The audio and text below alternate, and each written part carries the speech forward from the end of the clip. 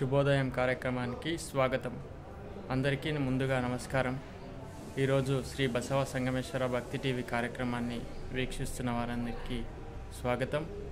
ఈ శ్రీ బసవ సంగమేశ్వర భక్తి టీవీ ఆధ్వర్యంలో కార్యక్రమాన్ని చూడడానికి ఈ ఛానల్ని షేర్ చేసి సబ్స్క్రైబ్ చేయండి, లైక్ చేయండి. ధన్యవాదాలు.